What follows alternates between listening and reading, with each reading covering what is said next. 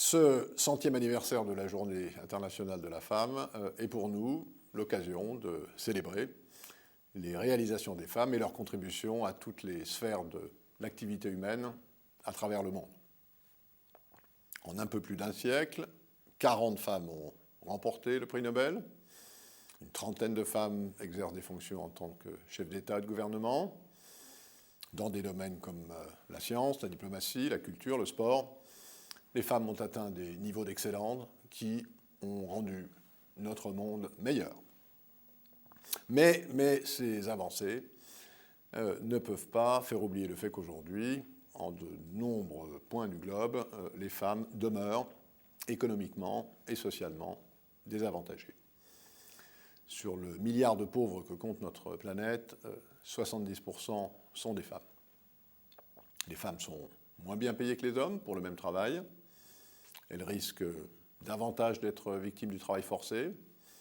Elles ont moins de chances d'obtenir les crédits dont elles ont besoin pour créer leurs propres entreprises. Et la lutte contre ces inégalités économiques et sociales suppose une réforme fondamentale des politiques à la fois au niveau national et au niveau mondial. Et le commerce international peut faire partie de la solution. Il est évident que le commerce peut contribuer à la création d'emplois, à la croissance, ce qui peut aider à réduire la pauvreté qui pèse de manière disproportionnée sur les femmes, sur leurs familles.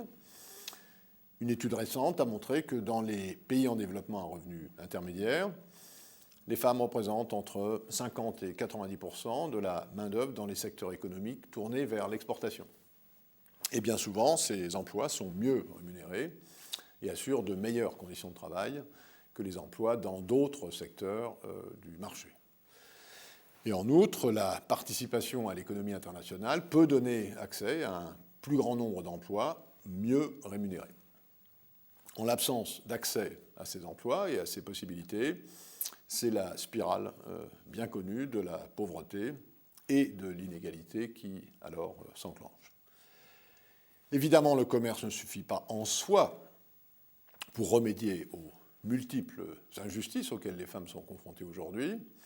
Les femmes ont besoin d'un meilleur accès aux soins médicaux, à l'éducation, d'une plus grande équité sur le marché du travail, de protection sociale, qui assure leur bien-être et le respect de leurs droits, mais l'amélioration du statut économique des femmes profite en fait à tous les segments de la société.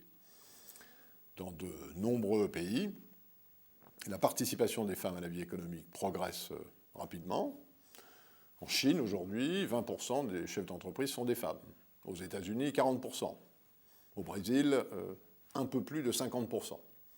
Et dans de nombreux pays, les entreprises dirigées par des femmes représentent le secteur de la main-d'œuvre qui croît le plus rapidement.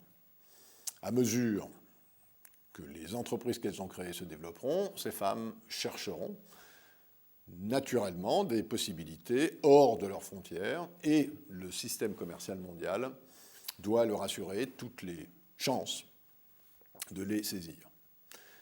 L'autonomisation des femmes et l'application de stratégies leur permettant d'accéder à l'éducation, à la santé, à des activités économiques viables, permettent d'améliorer la productivité, de développer de nouveaux marchés et donc de contribuer à la résolution de problèmes mondiaux pour notre bien collectif. Nous célébrons donc aujourd'hui les réalisations des femmes, les progrès qu'elles ont accomplis, mais nous reconnaissons aussi que nous devons continuer à agir ensemble pour rendre ce monde plus équitable pour nos mères, pour nos sœurs, pour nos filles. À l'OMC, nous sommes prêts à apporter notre contribution.